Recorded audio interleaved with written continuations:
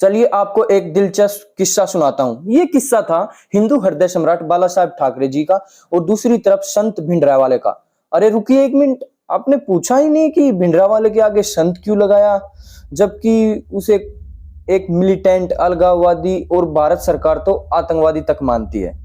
चलिए मैं तो संत का यूज नहीं करूंगा, लेकिन हम में से ही एक बड़ा पक्ष है ना, इन्हें आज भी संत मानता है। इनमें से ज्यादातर सिख हैं और भिंडरावाले ने ही खालिस्तान की मांग को काफी फेमस किया था। खालसा सिखों ने दमदमी टकसाल का हेड बनाया था और यहीं से he was goat title of संत। अब आप सोचेंगे कि इससे क्या होगा, तो ये एक पुरानी शाखा थी जिसके पीछे हजारों खालसा निहंग सिखों की फौज थी और जिसकी डायरेक्ट पावर भिंडरावाला को मिल गई थी। और पावर का नशा तो रावण को भी ले डूबा था। Then who is Bhindranwale. और आपको बता दूं कि कुछ लोग तो कहते हैं कि भिंडरावाला को बनाने वाली इंदिरा गांधी ही थी। इंदिरा चाहती थी कि वो पंजाब में किसी भी तरह अकाली दल को सत्ता से बाहर निकाल दे। बाय द वे, अकाली भी एक सांप्रदायिक दल है जिसका जन्म भी केवल एक विशेष धर्म को प्रोटेक्शन देने के लिए हुआ था। And we are Hindu still giving vote on caste factor even after Bangladesh incident and Pakistan incident and many more example on the row। तो इंदिरा गांधी जी के लिए वही कहावत सत्य हो गई कि बोया बेल बबूल का तो आम कहां से पाएगी। दिलचस्प किस्से के दूसरे मेन कैरेक्टर हैं हिंदू हृदय सम्राट। इन पर इतना बड़ा लेक्चर नहीं है, इन पर स्पेशल डेडिकेटेड वीडियो मेरे चैनल पर उपलब्ध है, उसको जाकर देख लो। बस इनके लिए यही है कि he was the first Hindu जिसने पूरे विश्व के सामने हिंदुओं की ताकत को पहली बार दिखाया था। इसने मुंबई, बॉलीवुड, दाऊद इब्राहिम को हिलाकर रख दिया था। दोनों का मानना था कि कई बार अपना काम निकलवाने के लिए हिंसा उचित है। अभी तो मुझे मिलिटेंट हिंदू चाहिए, बिल्कुल मिलिटेंट हिंदू चाहिए। दोनों ही अपनी फील्ड के कट्टर माने जाते हैं और अपनी फील्ड के माहिर खिलाड़ी भी रहे हैं। तो बात है मार्च 1982 की, जब भिंडरावाला अपने हजारों समर्थकों के साथ, समर्थक पूरी तरह से हथियारबंद और खुली गाड़ियों में चलते थे, दिल्ली आए थे। दरअसल भिंडरावाला गुरुद्वारे टू गुरुद्वारे घूम रहे थे धर्म प्रचार के लिए।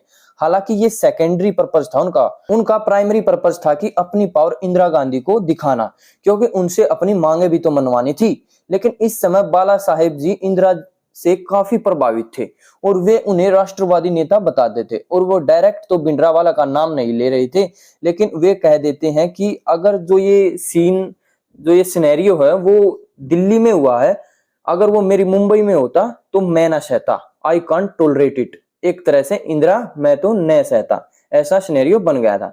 लेकिन इस इशारे को भिंडरावाला समझ गए थे और भिंडरावाला ने बाला साहेब की चुनौती को स्वीकार कर लिया था। चुनौती स्वीकार करते ही अपने हजारों समर्थकों और गाड़ियों के काफिले के साथ भिंडरावाला मुंबई पहुंच गए थे। आपको यह भी बताना यहाँ पर जरूरी है कि ज्यादातर निहंग सिखों के पास लाइसेंस प्राप्त की हुई बंदूकें होती थी।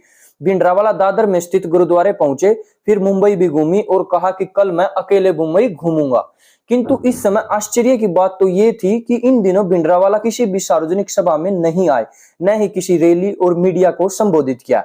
एक तरह से कह सकते कि बाला साहेब डर गए थे। यहाँ आपको कुछ बुद्धिजीवी आपको कहेंगे कि बाला साहेब ने समझदारी की थी, अगर वो कोई कदम उठा देते तो बहुत बड़ा क्लैश हो सकता था, मुंबई जल सकती थी। बट ऐसे कैसे, बाला साहेब डरने वाला नेता नहीं थे। उन्होंने खून बहाने से कोई फर्क नहीं पड़ता था, उनकी तरफ कोई भी उंगली उठाता तो वो उंगली को ही जड़ से उखाड़ देते थे।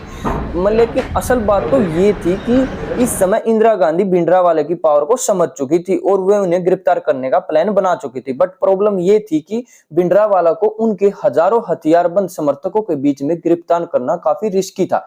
इसलिए बाला साहेब को स्वयं इंदिरा गांधी ने उस समय समझाया और बुझाया था कि इस समय आपके द्वारा लिया गया कोई भी एक्शन राष्ट्र की एकता, अखंडता को बहुत ही खतरे में डाल सकता है।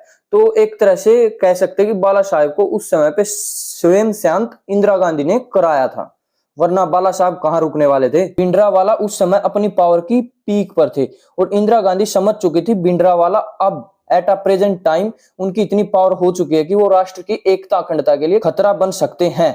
वो एक उचित अवसर की तलाश कर रही थी कि कब उन्हें मैं गिरफ्तार कर लूं। But at the end Bhindranwale won the challenge. और जो भिंडरावाला उस समय उनको आईबी तक की इनर जो इंफॉर्मेशन थी वो भी लीक हो जाया करती थी। जब भी पुलिस उनको गिरफ्तार करने पहुंचती तो वो वहां से गायब हो जाया करते थे। एक तरह से उनकी जो आईबी के साथ थे वे भी लिंक काफी तगड़े बताए जाते हैं। कहते हैं कि वहां उस समय उनके लोग आईबी में भी काम कर रहे थे। हर एक इंसान में अगर अच्छाई है तो बुराई भी होंगी। भिंडरावाले की अच्छाई ये थी वे नशा नहीं करते थे और एक बार नशा छोड़ने की अपील करने पर उनके हजारों समर्थक नशा छोड़ देते थे, और वो भी उस समय जब पंजाब में नशा पीक लेवल पर था। और यहाँ हमारे बाला साहब ठाकरे जी कहते थे, आप भी बियर पीते हैं? सर, आदमी को कुछ ना कुछ तो ऐसी हैबिट होनी चाहिए कि लोग उनको कहेंगे कि ये आदमी है। मुझे वो लोग पसंद नहीं आते, बड़े बदमाश होते हैं। क्या आप सिगरेट पीते हैं? नहीं नहीं, मैं पीता नहीं। क्या आप शराब? नहीं नहीं, मैं नहीं शराब। कोई आप पान भी? नहीं नहीं, मैं पान नहीं खाता हूँ। ये सुपारी? नहीं सुपारी। साला क्यों जिंदा रहते हैं आप लोग? यहाँ बाला साहेब गलत थे। जहां जो चीज गलत होगी मैं उसे जरूर गलत कहूंगा और मैं हमेशा सही का साथ दूंगा। ओके ओके, तो अभिषेक आप ये बताओ आप किसकी साइड हो, बाला साहेब की या भिंडरावाला की? तो मैं इस सवाल को टालूंगा। I am Hindu and I am always stand for Hindu.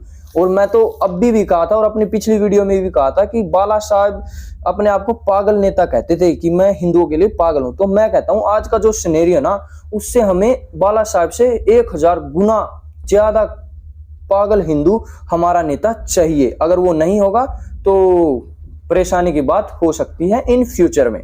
तो ये एक छोटा सा किस्सा था जो मेरा मन किया कि आप लोगों के साथ शेयर करूं। तो मिलते हैं आपको फ्यूचर में किसी नई वीडियो के साथ। लेकिन एक मिनट, आप शायद एक चीज भूल गए हो।